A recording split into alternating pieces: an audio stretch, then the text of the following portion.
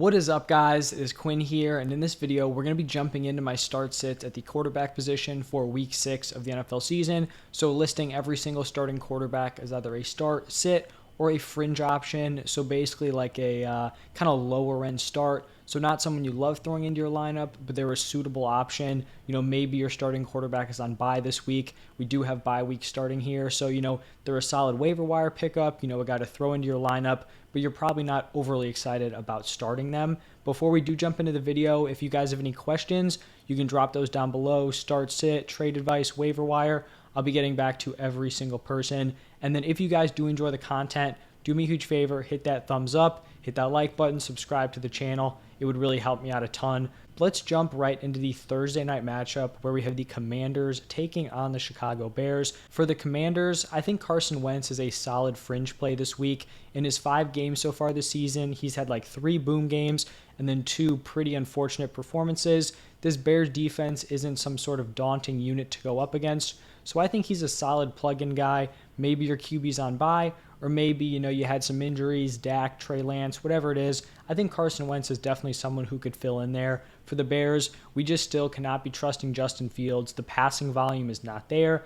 And, I guess he could be producing without passing volume if he had elite rushing upside. He's giving you something in the rushing department, but, not even close to what we would need for him to kind of overcome that lack of passing volume. So Fields is a sit. Now moving over to the Sunday slate of games, we've got a few rough matchups here. For the 49ers, I have Jimmy Garoppolo here as a sit. He has the weapons around him, Debo, Kittle, Ayuk. It just isn't really translating to strong fantasy production, so he's going to be a sit. And then for the Falcons, Marcus Mariota, I thought was someone who'd be a solid option during bye weeks, like early on in the season. He did pick up the rushing against the Bucs, but it hasn't been super consistent. This is a really tough matchup against a really strong 49ers defense, so he is someone I'm going to be sitting this week. Then we have the Patriots taking on the Browns, and for the Patriots, this quarterback situation is pretty up in the air at this point. Maybe we'll see Mac Jones return, but for right now, I do have Bailey Zappi there as the starter, and he is going to be a sit for me. It really doesn't matter who's starting for this Patriots team. I don't have a ton of confidence in any of those guys to be starts for fantasy. On the other side with the Browns, Jacoby Brissett has honestly done a solid job filling in. He's still not someone I want in my lineup, especially against the tough Patriots defense. We just saw them really shut down Jared Goff, who had been on a pretty solid streak. So Jacoby Brissett is also going to be a sit. That leads us into the Jets taking on the Packers. For the Jets, Zach Wilson has shown some impressive things in his first 2 starts. Like if you're a Jets fan, real life NFL, he's winning you games. You probably like what you're seeing out of him. Fantasy-wise, he just hasn't shown much of a ceiling, hasn't really been, setting those weapons up for success fantasy-wise. So Wilson is going to be a sit. On the other side with the Packers, I feel like Aaron Rodgers is like the definition of a fringe play. He has been wildly consistent the past 4 weeks. If you guys remember week 1, he was pretty rough. The past 4 weeks, these are his point totals: 16.4, 16.1, 16.1, and 16.9. So he's been in the 16s the last 4 weeks. That's kind of what we have to be expecting here out of Aaron Rodgers. He's like a borderline top 12 option. Without bye weeks, he's probably 13, 14, 15. With bye weeks, 11, 12, 13, 14, somewhere in that range. He just hasn't shown much of a ceiling on this Packers offense. So I think at this point in the season, we know who Aaron Rodgers is. He's going to be a fringe start probably every single week moving forward. So that's where he's slotting in here. Moving over to the Jaguars taking on the Colts. For the Jaguars, through the first 3 weeks, I really thought we had something here with Trevor Lawrence. It seemed like he was turning a corner, could be a solid fringe or even startable option rest of season. Last 2 weeks has not produced. He is going to be a sit going up against the tough Colts defense. For the Colts, pretty sure everyone saw Matt Ryan really struggle against the Broncos last Thursday Night Football. He's not someone I want in my lineup.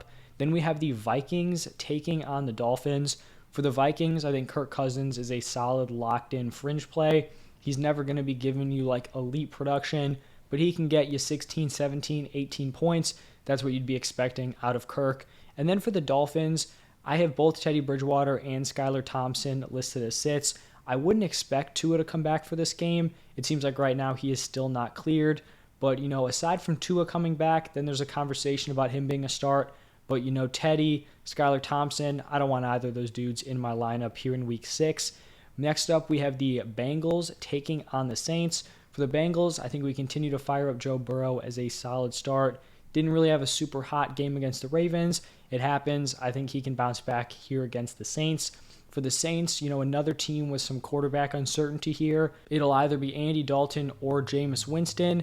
At this point, they're coming off of a solid win. I wouldn't be surprised if they continue to sit out Winston just to help him kind of heal up before he does come back. Regardless of who's starting here, I'm not really interested in either of these options, whether it is Dalton or it is Jameis. Then we have the Ravens taking on the Giants.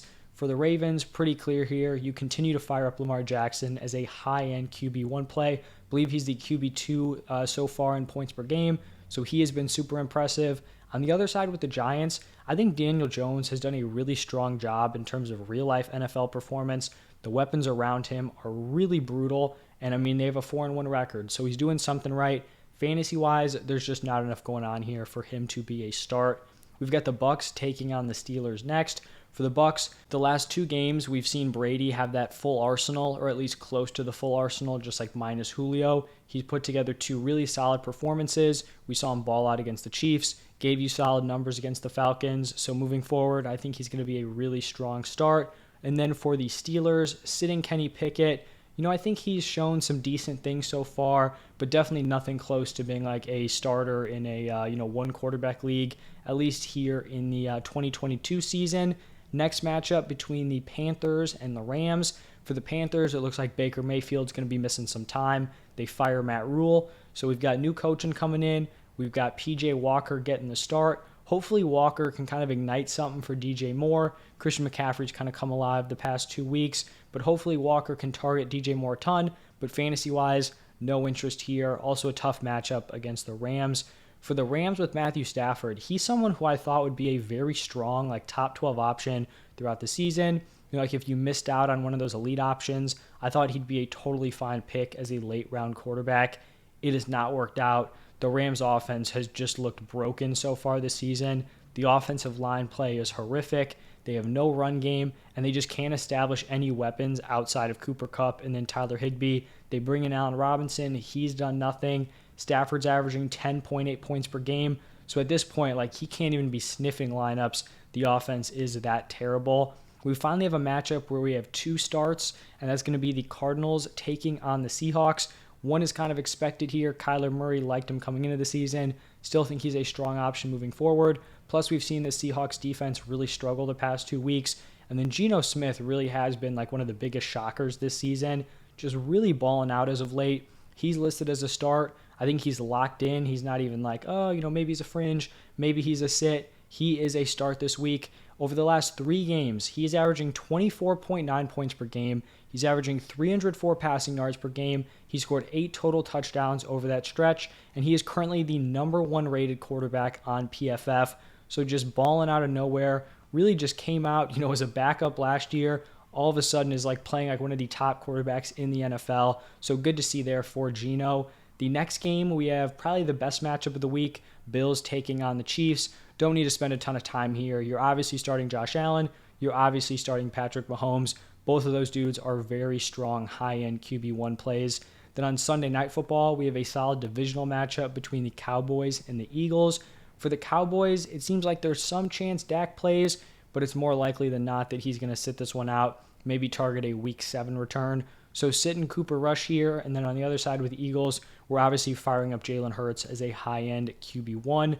Final game of the week, Monday Night Football. We get to see the Broncos play again on primetime. Can't wait for that. But we have Russ taking on Justin Herbert, a pretty clear sit and a pretty clear start. I guess maybe Russ isn't a clear sit, but at this point, we're going to need to see some serious improvements before we trust him. He's currently the quarterback 17 in points per game. He's also currently rated as the 30th best quarterback per PFF. So a really rough start to the season for Russell Wilson. We'll see if he can turn it around, but we're going to need to see some consistency, over the next few weeks before I do trust him as a start. And then for the Chargers, continue to fire up Justin Herbert as a very strong play. But that is every single Week 6 matchup, every single starting quarterback. If you did enjoy, you stayed all the way to the end, hit that like button, subscribe to the channel. It really helps me out a ton. Any questions, drop those down below. I'm going to be posting my tight end start sits today also, so go check those out. The running backs, wide receivers, those are already up. As always, thank you guys for stopping by, and I will see you in the next one.